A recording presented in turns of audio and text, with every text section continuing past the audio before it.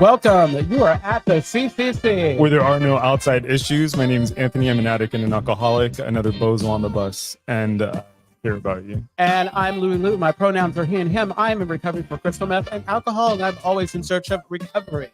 Balance. I said recovery. I'm always in search of recovery too. Let it be known. So each week we strive to create a brave space so we can engage in conversations around topics of recovery.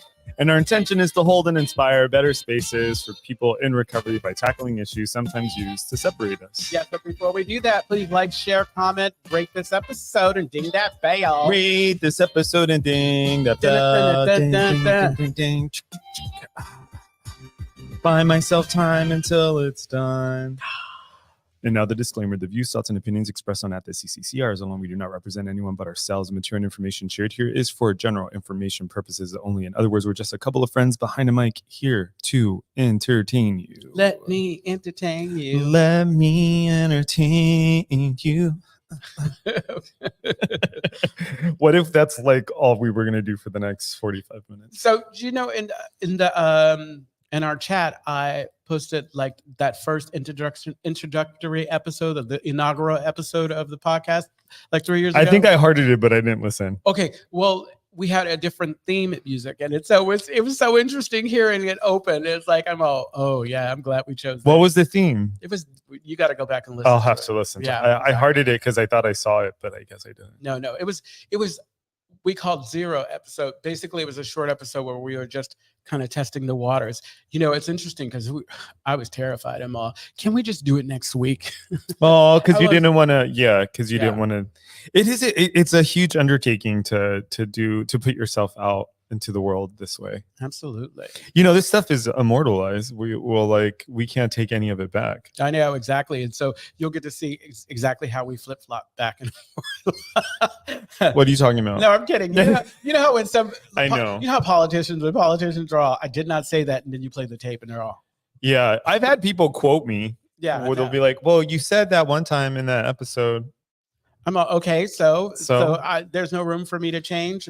But it was true. I mean, I was consistent. Yeah, no, exactly. For the most part, we're consistent. But I think that I'm consistent. What I've gotten from this is like, I come in sometimes really kind of firmly placed or with an idea about something, and then I listen enough, and then I'm open to seeing it in a different light.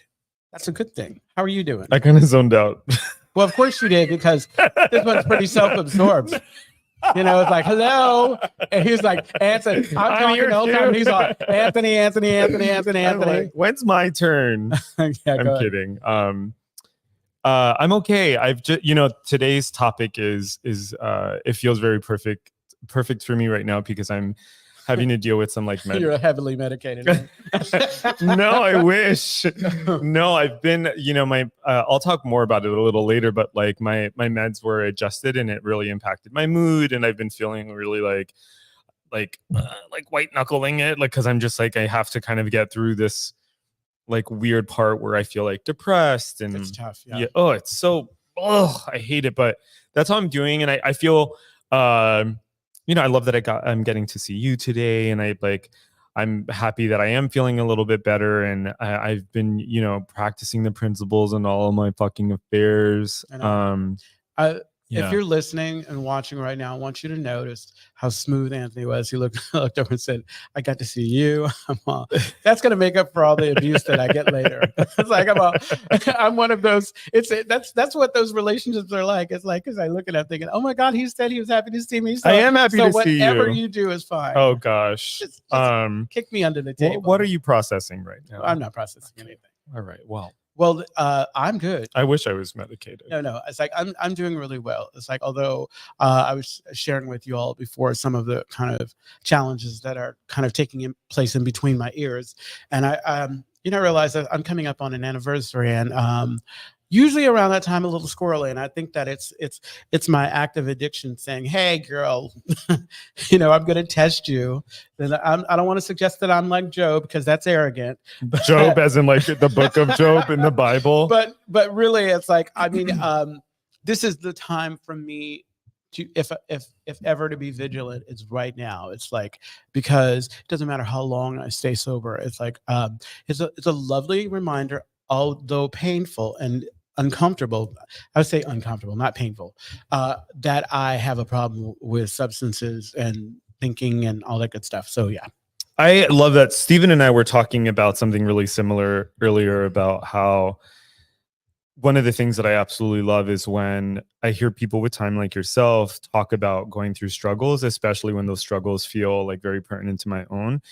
And to be real, like, you know, for people listening, like those struggles, they don't have to be monumental. They could just be like, I do not want to fucking get out of bed right now. You know what I mean? Or like, I just don't have the energy or the wherewithal to kind of attend to my daily task. And you know, the other thing that we were talking about a bit ago too is that, you know, sometimes we are surrounded by people who are not well, and that can be very difficult to navigate too. And you know, you one of those things, one of those sayings that I hear a lot, you know, like good that we're not all sick on the same day. Well, some days we are sick on the same days. Oh gosh, yes. And that's even harder, you know. Really bad. It's really bad. I think another thing with that is the pressure that we put on ourselves because of the way we're feeling. Like in my mind, I should not be feeling this. And so that adds a new level of like uncomfortable weight on it because I'm judging myself. And this is a time like when Bonnie Violet always says, like, I really need to give myself grace. We maybe need to normalize that, you know, I don't want to normalize like being down on myself, but I'll normalize that I'm human. And sometimes I go there. Kind of like when I talk about that EKG machine type deal where my normal is flatline, but blip blip blip is what gets me if I'm not careful.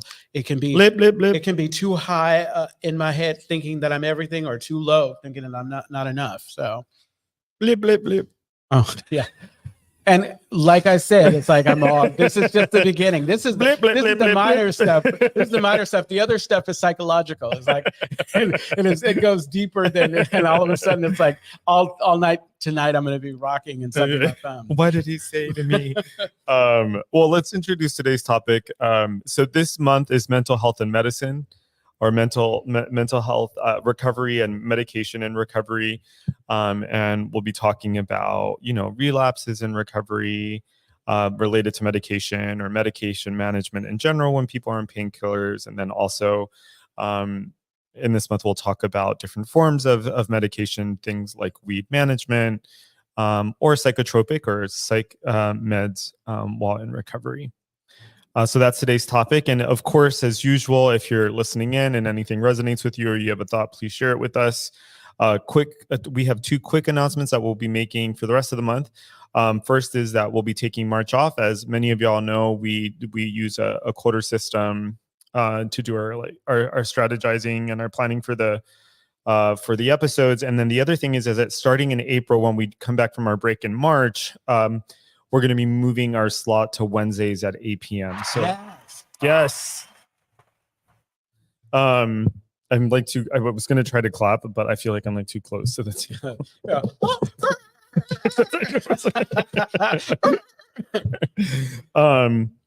yeah, a lot of fun things. Yeah, I'm excited about that. Right around the corner. Yeah, it'd be nice to have like an evening because, you know, Louis and I, we have regular lives and jobs, so we have to generally run here. The other thing is I feel like it's going to open the door for more folks who normally wouldn't be able to sign in on the live and participate in the chat. Because I mean, I think that fuels us too. And we actually get the comments. Like I was looking at the last show and there was a whole conversation going on and Stephen didn't share with us. Oh, but Stephen only shares what he wants to, which is, hey, you know. That's, he was trained by Brandon, and Brandon, that's what Brandon does. Exactly. Brandon restricts the chat. They're on that. They didn't even comment on what I said. And I'm like, okay. Well, Brandon did it because Brandon said that he did it because he wanted to, April break may start, or is it March now? March. Cut and Uncut with Daphne and Bonnie Violet. Oh, that's Bonnie Violet. Hi, Bonnie Violet. So April break may it's start. March now. It's an April break, and then it's May start. Wait, what? She's trying to. We take March off. Bonnie Violet, why are you trying to plan on air? But we would be taking next month off, January, February. We're working March. We're doing March. Oh my God. Okay, so right. No, actually, we are. Oh my God. It's actually May that's off. We'll be back in June. That's right. Yeah. Thank you, Bonnie Violet. I was like, who is that? We have a couple. We have a few more Because days. we still have next month. Next month is redemption and recovery. We need to be careful what we wish for because we're commenting Redemption. on, we're commenting on this, and then of course Stephen. Brandon wrote, "Good job, Stephen." Thank you, Brandon. Thanks, Brandon. How are you feeling? I hope you're feeling okay, Brandon. So let's jump in, shall we? Yes. Well, let's clear that up, Bonnie Violet. I really appreciate that. So we will have episodes in March because that's criminal redemption and recovery. So then after we're in March right now. Oh, fucking A. So, April, we have criminal redemption and recovery. So April will be on, and then January, March, April. May, we're off. And then we're back in June. We'll be back in June. And Thank you. This was intentional because we want to talk about how your meds can affect you. Yeah, seriously. Oh my God. You know, I had these notes. Anka said, oh my God, Anthony, what did she say? Someone orient this man to no time. Oh my God, I know. What a pretty picture. Hi, Anka. I know, lovely picture. Okay, we celebrated Anka's 35th. I know, I was here for that with the cake. That was lovely. I know. Anka made us God boxes. I know. It was so, have you been using yours? Yeah, yes, but I was really excited. I thought that I was the only one who got it. That's why I was clear, you know. No, I'm kidding. It's like that God box is lovely. I started using it. Anyway, so okay, I want to talk about something. Go ahead. Okay, I want to talk. Does it sound weird if I talk like that? Absolutely. So one of the things I wanted to talk about is, so this episode in particular feels pertinent because, so one of the things, like a lot of people in recovery suffer with is like mental illness, right? Be it PTSD, bipolar disorder, personality constellations, etc. And one of the things that I think has made it difficult for me recently has been like, I was on a really good regimen and I was feeling like a normal person. And by normal, I mean, like I was able to get out of bed, brush my teeth, attend to task. And then recently there was an adjustment because I have ADHD, blah, blah, blah, blah. And it like put me back to where I was. And so over the last week or so, I've been really trudging, you know, like really kind of like forcing myself to kind of just operate and exist. And I think the reason why I'm sharing that is, one is like, I want to normalize that, like, that's an experience that people have, at least that I'm having. And that is difficult. You know, it's not like the world stops moving just because you're not feeling well. Yeah, exactly. You know, especially I'm thinking about people too who have, you know, who live with disabilities that can be really tough, etc. Have you ever been on like psych meds or anything like that, or pain meds? When I first got sober, I had a therapist suggest to me that, you know, that I should take like an antidepressant. At first I was thinking, no, why I'm not depressed or whatever. But he sold me on the idea of, like, I was struggling with the idea of focus. Oh, yeah. And so I was taking like a generic version of Celexa. Sure. It was citalopram. Sure. Citalopram is a fun name. Anyway, and citalopram sounds like a food. Exactly. Well, it sounds like a food to you.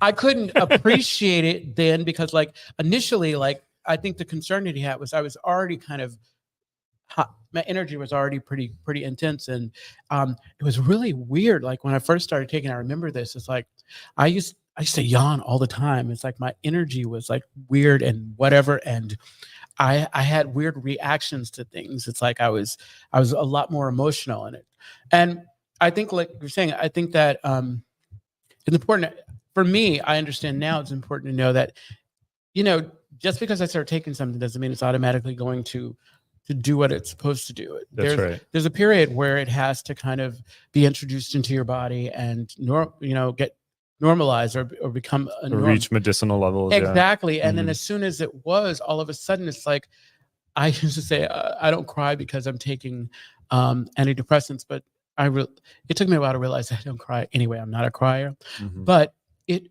kept me even because I went through some pretty heavy stuff in early recovery, like the loss of friends, you know, the mourning, the lifestyle and everything. And it was a gift. I can see now it's an absolute gift because I didn't. There was some stuff I couldn't deal with, or I wouldn't have been able to deal with, and this kept me even. Steven is so bored he walked I know away from, exactly. you know what? This is the so Steven, who's like manning the ship, literally just got up and just walked out of the room. I know. So we're on exactly. our own right now.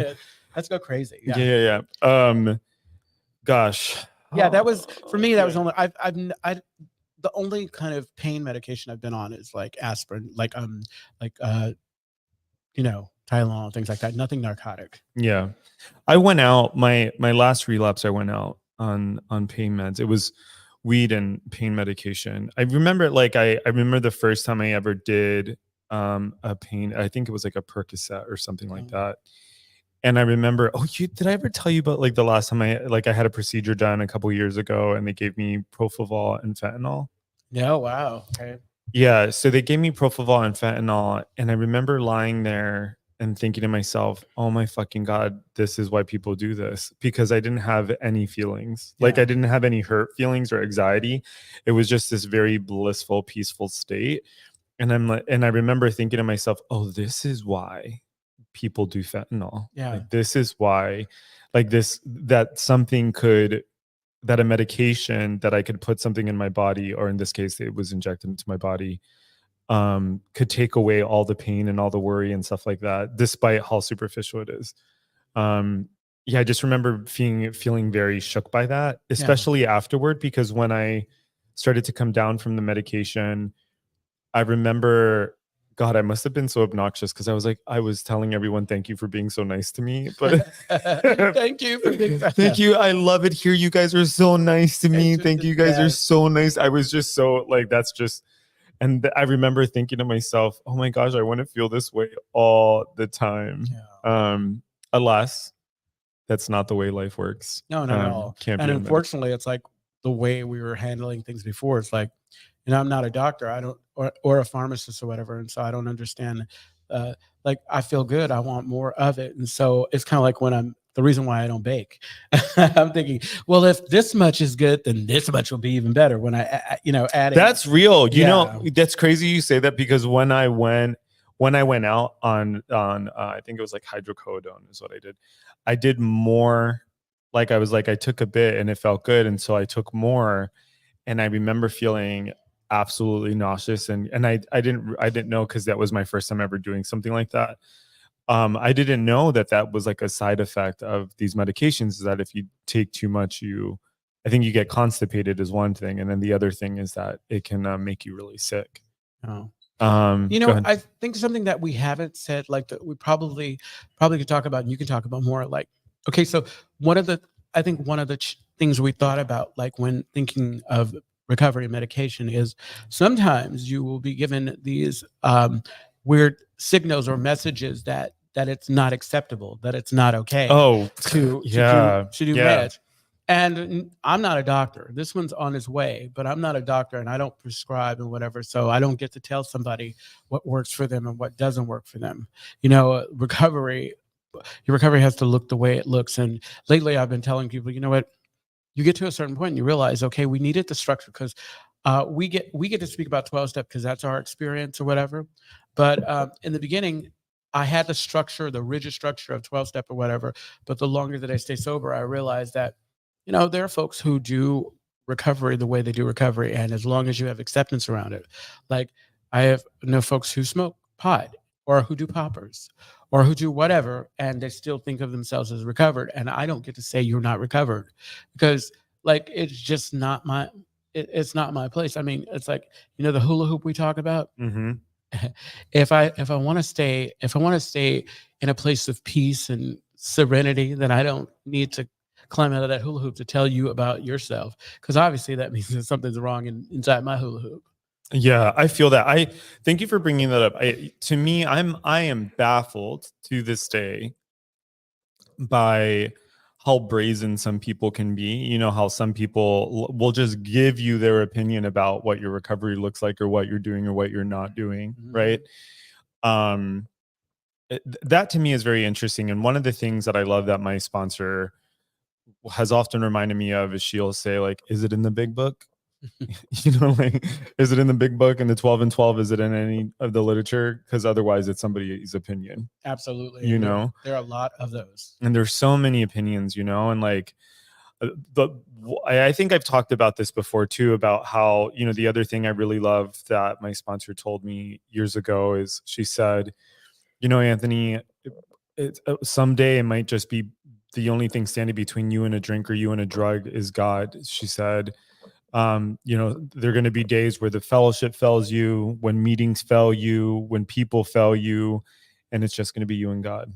Um, and I think that to me is sometimes it's me and God, and you know, and professional help. It's my therapist or it's my Is that like psychiatrist. Thelma and Louise, like God's Thelma and Louise, but on God's Chrome. driving you off the cliff?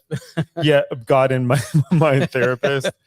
Um, but yeah, I'm just so amazed at that, and it's kind of like similar to what we were talking about during we were talking about body image, about how people just feel very comfortable commenting on other people's bodies. Oh, absolutely. That to me is very wild. Well, I think okay, so I will say that early on coming in, you get into whatever form of recovery you're doing, and you feeling really good. All of a sudden, I'm in a different space, and I don't know that it folks mean harm, especially in the beginning, but it's like I want everybody to have it. So, or actually for me, what I'll say is like this is what I had, and if I saw something different, it challenged what I had. And when you're that new, that fresh in anything that you're doing, it doesn't take much to start to question, to start to challenge it. And I did, and I feel like anytime that I may have been overzealous or is when I wasn't completely comfortable about where I was and in acceptance about, you know what I'm saying? I do know what you're saying.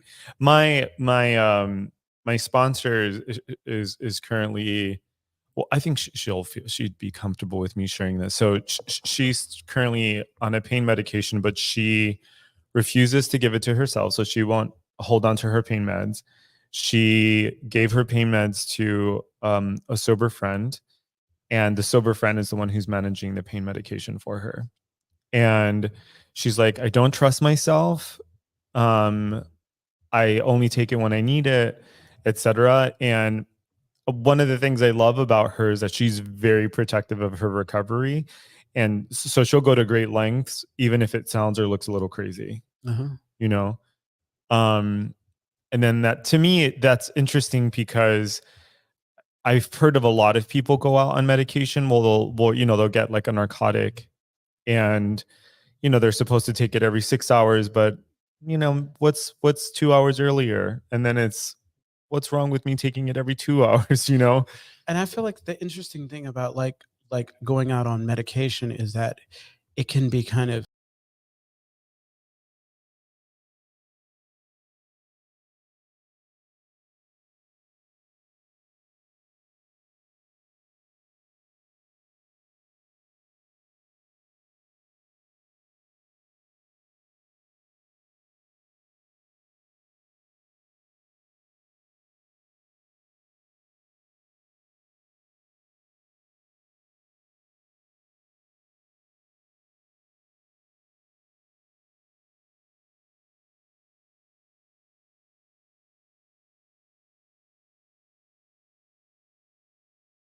committed the kind of like I committed this. I don't want to use the word sin, but if a psychiatrist puts you on medication or a doctor puts you on medication, you shouldn't. The general rule is that you shouldn't just abruptly stop medication because you don't want it. And I ended up doing that. I was on one medication and I hated the way it was making me feel, so I just stopped it. And my psychiatrist had explained to me, Anthony, that's probably why you've been feeling like shit. My words, not hers. yeah. She said it a nicer way, huh? Yeah, she said it in a much like nicer, respectful way. Um, and I think and that's something. And here I am. I'm like, I'm a mental health professional. I know better, and even then, or you believe you should know better, or I believe I should know better. You know what I Yeah. mean? And I was like, fuck this. I don't want to feel this way. I don't want to. And so now I'm, this is the consequence of that. The Yeah. consequence is like now I'm having to kind of like what it feels like I'm having to drag myself out of this funk. That being said, though, I've been able to use recovery around it. Like I've been able to use the steps and the fellowship. One of the things that's been helpful for me before is wringing your hands. You can't help it. Has been like just being really, you can wring your hands, it's okay. It has been, being honest with people about where I'm at, So remember the psychological stuff I was talking about? So months ago, Lewis was watching a video that we had recorded. By a video we were recorded, I mean like the podcast, and he was upset that he kept wringing his hands. And so he was just wringing his hands on camera, and so I was just bringing his attention to that. I love it. It's like I'm plucking all of these things to support my thesis. No, Anthony is you're wonderful. I love you. I'm so happy that we are here. I actually, like, when I was taking the citalopram, I actually had experiences like that where in between like refills or whatever, there would be like a large gap because I wasn't taking it as responsibly as I should. That's and then I would be like, all of a sudden I'd be feeling some sort of way and not realizing, then I'd have an aha moment, almost like halt, like, oh yeah, you're feeling like this because you're playing fast and loose with this medication that should be like built up in your system. Yes, Lewis. Yes. And I think that's across the board. I think that's like pain medication, it's like psychotropics, psych meds, etc. And I wonder how much of that, and this is just kind of, I'm just conjecture on my part, is like I wonder how much of that has to do with alcohol and addiction being cunning, baffling, and powerful, right? Like, sometimes I wonder, like, is that my addict-y brain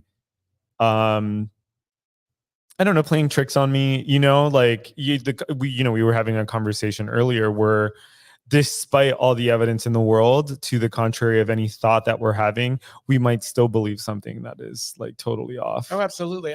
But there was another part of it, the defiance that comes from whatever. At the time, I started carrying this, you have the Monday through Friday, Monday through Sunday pill boxes. And I also take blood medication for hypertension. And so every so often I would load it up and I was thinking, is this my life? Is this where it's come to? And so it's like I had some resentment around the fact that I had to take these pills. That's how I feel now. Yeah. I have the Sunday through Saturday pill box and I'm like, oh my God, am I an old man? Like I have to. And it's weird. It's like, this is loving. This is you taking care of yourself in the best way that you can. But like, I'm looking at this like this is offensive. Yeah. Well, the thing is I've gotten over it because I remember, did I tell you about this? How I told my psychiatrist, I'm like, oh, I think I'm fine. I think I can get off my medication. And then I got off my medication and I like my life. I think I told you that, right? Yeah. We could tell you that. No. It was just forcing them down my throat with like a cat pill popper. Yeah. Well, it is self-love. And one of a good gauge for me about like where I am with my mental health is whether or not I am filling up my pill case. Oh. Right. Like if I have the energy to fill up my pill case. The other thing is my dishes. Like, are my dishes washed? It's amazing. It's like it's kind of like with recovery itself. Like I always say, there are all these things that I put in the way of me and my next drink or drug. It's working with a sponsor, working with sponsees, meetings, making my bed, things like that. And ideally, I'm aware, I'm practicing awareness. So I include that in my regular gratitude list now, awareness. If I'm not doing these things, I'm in danger. It doesn't mean that I'm going to relapse. It just means that, I'm looking forward to a world of discomfort. Because that's the thing that I'm most fearful of these days. It's like I don't want to feel uncomfortable. Yeah, and I think, gosh, yeah, that really resonates with me because I feel like I feel currently like very uncomfortable, and I've been noticing myself. I was telling Steven that like I haven't smoked since I was in my 20s and I've been like wanting a cigarette. You know what I mean? Like I'm just relief, escape. I 100%. Yeah, And like exactly. 100%, like I want to smoke a cigarette. I want to pick up vaping. And I told Benji, because Benji had just quit vaping, and he's been doing such a great job. He's like on the patch, and he uses like a fake vape. Wait, And there's a vape for patch for vaping? well, no, it's a nicotine Okay, patch. got it. Yeah. Okay.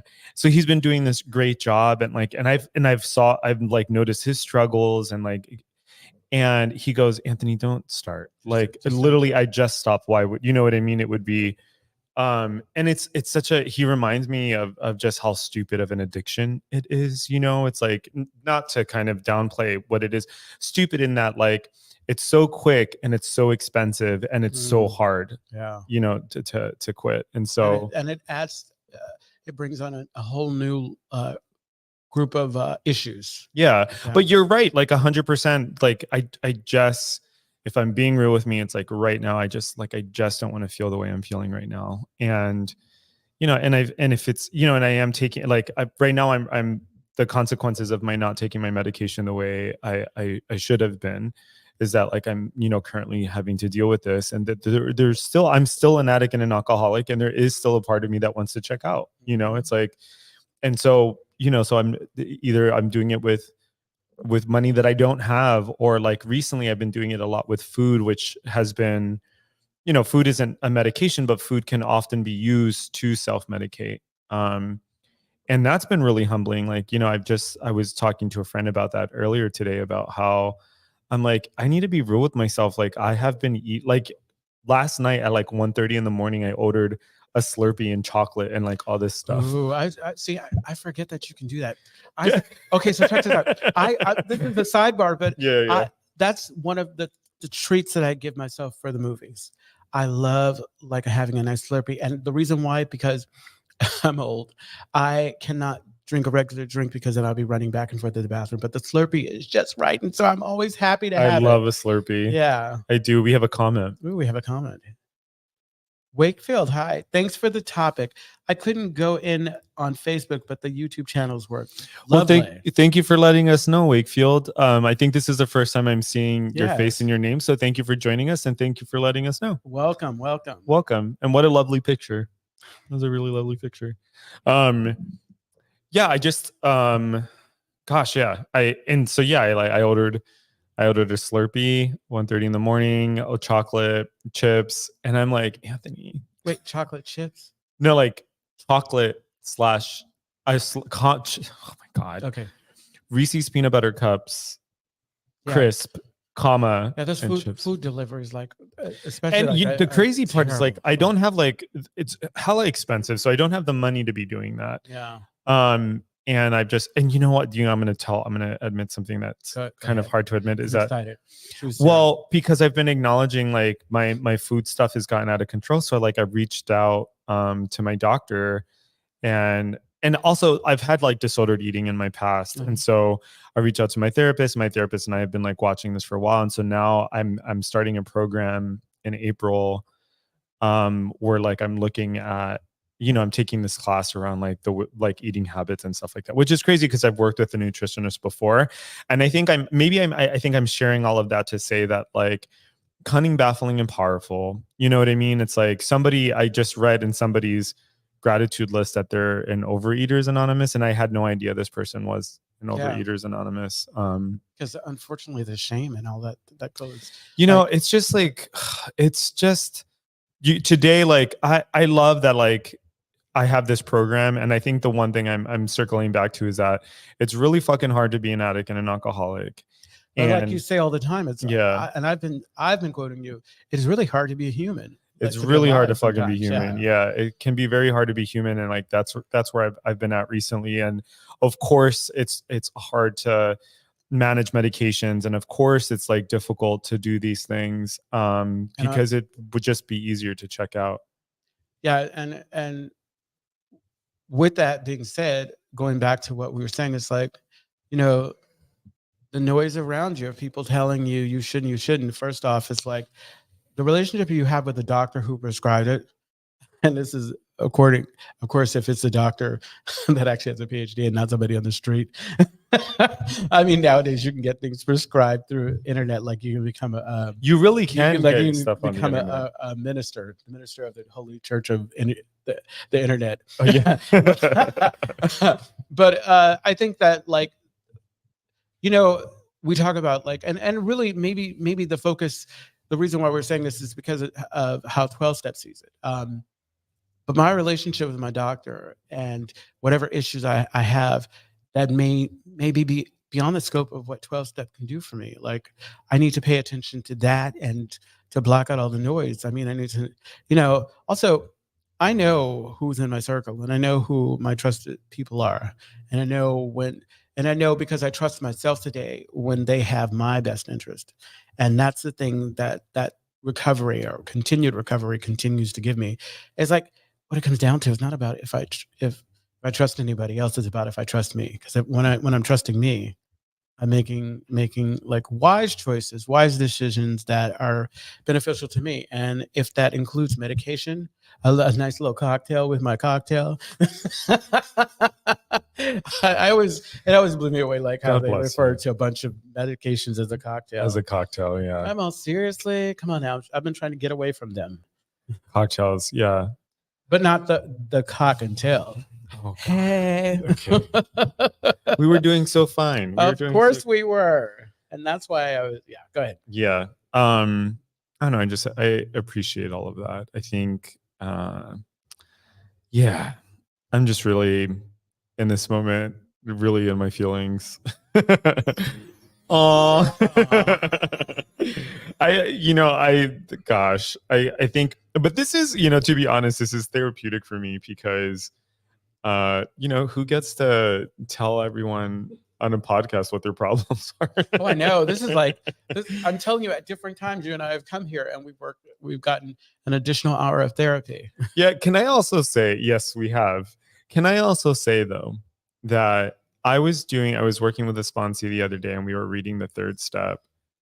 And he had this moment where what's the third step for people who don't know? Oh, yeah. For the third step is we turn our will and our lives over the care of God as we understand God. So you're turning your will over to God, or whatever your conception is of God. And he asked this like very profound question about the third step prayer. And he was asking about the part of the prayer where it says, take away my difficulties, that victory over them may bear witness to those that I would help of thy power and thy love and thy way of life. And he said, what's that about? And I remember, and I said to him, like my understanding of that is like, God, take this stuff away so that people know that you're real. Mm-hmm. And I remember his reaction was like very unexpected, but when he was like, oh shit, like something had clicked for him. And he was saying to me, oh my God, this is what we describe as a spiritual experience. And I remember there was just something about being in the room with him and listening to him and feeling this sense of awe where I was like, oh, this is why we work with other people. Absolutely. How amazing is that when you witness in real time somebody getting it? It's like, huh? Click. Yeah. And what it did is it like, well, even reading through the third step in the 12 and 12 was like, I needed that, like I needed that reminder. And then also just being in his presence while he was doing the work was just, so there is this thing that like you can't quite describe, or rather I should say I can't quite describe, that happens when you're not like isolating and you're connecting with other people despite like what the troubles are, whether you're dealing with like managing your medications or like the troubles of every day, right? I think where I'm circling around all of this is how, we'll be talking a whole month dedicated to medication and recovery, but how, one of the things that I feel like I need to put a circle around is that the fact that like what's difficult about it is like wanting to check out, like you said, it's this wanting to be somewhere other than where I am. And recovery and sobriety, as like I understand it, is about being present for those situations that are uncomfortable. Yeah. I just wanted to say it's something that I kind of remind myself. Okay, so my relationship to drugs and alcohol, I have had a tendency, and sometimes I still do. I want to vilify them. I want to vilify drugs and alcohol. And the reality of it is, it's not the substance, it's not the drug, it's not the alcohol. It's the how I was using it to not, So I have friends who still drink and still whatever, and I remind myself that And even if I think they need to do so, like it's my responsibility for me. This is what works for me. This is what I need. And it's like it definitely helped. It's definitely helped knowing that, Louis, it was just you. And if you just focus on you, you know, that's a heavy enough weight itself. I love that. And I think it's around that time. Absolutely. When we get to this part where we start reading stuff, it reminds you of like how when we close out meetings and like we start doing all the That's just so Yeah, so the Castro Country Club is a safe and sober community center for all people and a refuge for the LGBTQ recovery community. we provide programs and services that help people change their lives by supporting personal growth. Yes, and our vision is to reduce the suffering of addiction by connecting people to community opportunity and support. You can find more information, including all the ways to contact us at www.castrocountryclub.org/podcast. Yes, and tune in every Tuesday at 4 p.m. Pacific Standard Time when we go live on our Castro Country Club Facebook and YouTube channels.